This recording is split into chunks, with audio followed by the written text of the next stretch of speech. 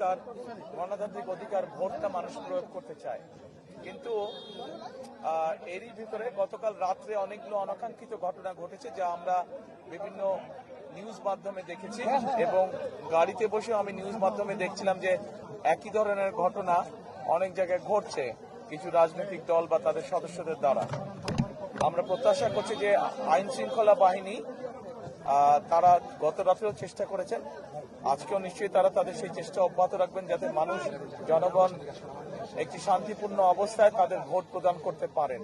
কারণ গত এক যুগেরও বেশি সময় ধরে মানুষ এই অধিকার থেকে বঞ্চিত ছিল। মানুষের মধ্যে অত্যন্ত উৎসাহ উদ্দীপনা আছে। আমি সকলকে আহ্বান করব, আসুন আমরা সকলে মিলে চেষ্টা করি মানুষ যাতে শান্তিপূর্ণভাবে সুন্দরভাবে তাদের এই অধিকারটি প্রয়োগ করতে পারে, এবং আমরা সকলে মিলে একটি আমাদের প্রত্যাশিত সুন্দর বাংলাদেশ আমরা গড়ার উদ্যোগ গ্রহণ করতে পারি। তাহলে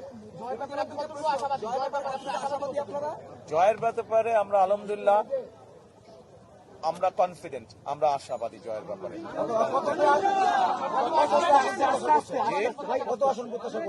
আমরা অন্তত এতটুকু অবশ্যই আসন প্রত্যাশা করছি যেখানে আমরা খুব সুন্দরভাবে দেশ পরিচালনা করতে সক্ষম হব।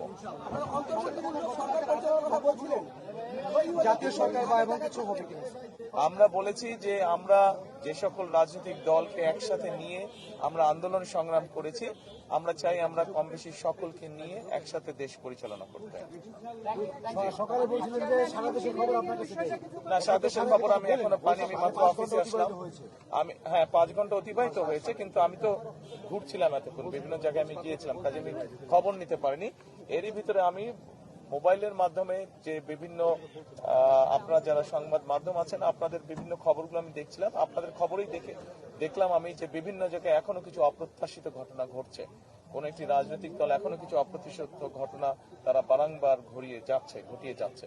কাজে আমরা চাই না যে এসব ঘটনা ঘটুক।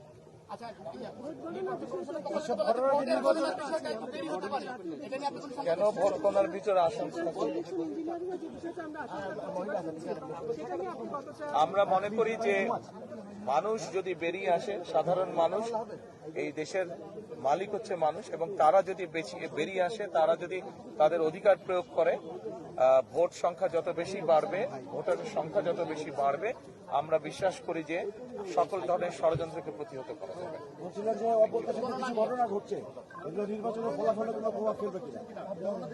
এগুলা নির্বাচনে যারা এইসব ঘটনা ঘটাচ্ছে তাদের প্রতি তো মানুষের বিরূপ ধারণা হবে বলে আমরা বিশ্বাস করি, কারণ ঘটনাগুলো তো ভালো না। তারা তো বিভিন্নভাবে বিভ্রান্ত করার বা অনৈতিক কাজ করার তারা চেষ্টা করছে, কাজে তাদের প্রতি নিশ্চয়ই মানুষের বিরূপ ধারণা হবে।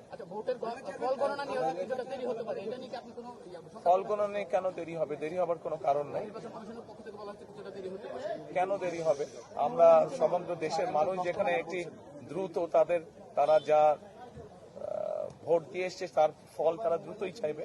আমরা আশা করব যে নির্বাচন কমিশন চেষ্টা করবে যাতে দেশের মানুষ দ্রুত তার ভোট প্রদানের যে ফল সেটা তার শেষ মানুষকে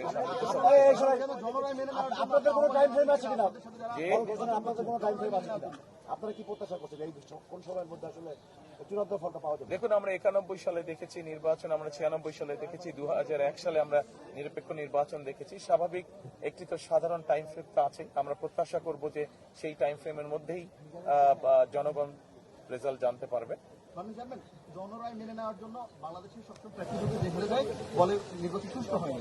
আপনার জায়গা থেকে আপনারা জনরায় মেনে নেবেন কিনা, এবং যারা হেরে যাবে তাদেরকে মেনে নেওয়ার জন্য আহ্বান জানাবেন? নির্বাচন যদি সুষ্ঠু, নির্বাচন যদি নিরপেক্ষ হয়, নির্বাচন যদি বিতর্কিতহীন হয়, তাহলে অবশ্যই কেন মেনে নেব না, সব দলই আমরা মেনে নেব। কিন্তু অবশ্যই একটি শর্ত আছে যে নির্বাচন নিরপেক্ষ হতে হবে, নির্বাচন শান্তিপূর্ণ হতে হবে। আমরা যেসব অনাকাঙ্ক্ষিত ঘটনা দেখছি, যেভাবে মানুষকে বিভ্রান্ত করার চেষ্টা হচ্ছে, সেই এরকম বিষয় তো অবশ্যই মেনে নেওয়া যাবে না, কেউই মেনে নেবে না। আমার কাছে মনে হচ্ছে যে ভোটার উপস্থিতি আমি যতটুকু ঢাকা শহরে দেখেছি, আমার কাছে মনে হচ্ছে আলহামদুলিল্লাহ মানুষ অত্যন্ত উৎসাহ ভরে তার ভোট প্রয়োগ করতে যাচ্ছে। 17 বছর আপনার এই ভোটের দিনটার জন্য আপনারা আন্দোলন করেছিলেন, আপনার হাজার হাজার নেতাকর্মী খুনের শিকার হয়েছেন। আজকের দিনটি কি আপনাদের সেই আন্দোলনের একটি সফলতা কিনা? এটা শুধু আমাদের আন্দোলনের সফলতা না, 17 বছর ধরে বাংলাদেশের কোটি কোটি মানুষ, কোটি কোটি ভোটারই ভোট থেকে বঞ্চিত ছিল, ভোট প্রদান থেকে বঞ্চিত ছিল। আমি মনে করি যে এটা সমগ্র বাংলাদেশে যে প্রায় 13 কোটি ভোটার আছে সকলের জন্য একটি উল্লেখযোগ্য দিন, সকলের জন্য একটি স্মরণীয় দিন আজকের দিনটি। ধন্যবাদ, সকলে ভালো থাকবেন। Thank you. উপদেষ্টা আজকে সকালে এই কেন্দ্রে ভোট দেওয়ার পর তিনি বলছেন যে ভোট উৎসব হচ্ছে, মানুষ সেখানে সমর্থনে অংশগ্রহণ করছে, সেদিকে শেষ পর্যন্ত থাকবে, আপনি কি মনে করেন? প্রধান উপদেষ্টার কাছে যেহেতু উনি সরকারে আছেন, ওনার কাছে হয়তো ইনফরমেশন বিভিন্নভাবে থাকতে পারে। আমি যেহেতু এখনো সেভাবে সারা দেশে ইনফরমেশন জানি না, কাজে আমি এ ব্যাপারে বলতে পারবো না। আমি শুধু ঢাকা শহরে যতটুকু দেখেছি, আমি তো বললামই যে মানুষের মধ্যে উৎসাহ উদ্দীপনা আছে। আমরা বিশ্বাস করি গত 2 দিনে যেভাবে দেখেছি মানুষজন লঞ্চ, স্টিমারে, ট্রেনে, বাসে করে বিভিন্ন উৎসাহ নিয়ে দেশে ফিরে গিয়েছে, যার যার এলাকায় ফিরে গিয়েছে ভোট প্রদানের জন্য। আমরা প্রত্যাশা করি যে সেই উৎসাহটার প্রতিফলন আজকে নিশ্চয়ই থাকবে বিভিন্ন জায়গায়। গতকাল জামাত ইসলামের বেশ কয়েকজন এজেন্ট বা সদস্য তারা অস্ত্র নিয়ে ধরা পড়েছে, টাকা নিয়ে ধরা পড়েছে, এই বিষয়গুলো নির্বাচনকে আসলে অনেক জায়গায় অভিযোগ এসেছে। আজকে সকালেও আমি কোন একটা নিউজে দেখেছি, আজকে সকালেও বোধহয় ঘন্টা 2 আগেও এর একই ঘটনা ঘটেছে। ধন্যবাদ সাংবাদিক ভাইরা, ভালো থাকবেন সকলে। আসুন আমরা চেষ্টা করি। গণতন্ত্রের উত্তরণের পথ আসলে বলা হচ্ছিল, এটা আসলে সফল হলো কিনা, গণতন্ত্রের উত্তরণের পথে আমরা উঠলাম কিনা?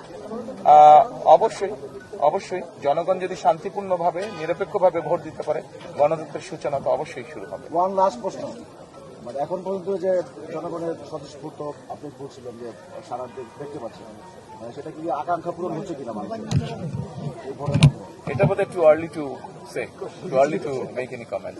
ধন্যবাদ, ভালো থাকবেন সবাই। আসসালামু আলাইকুম। যার যার জায়গায় দাঁড়াই আমরা, প্লিজ।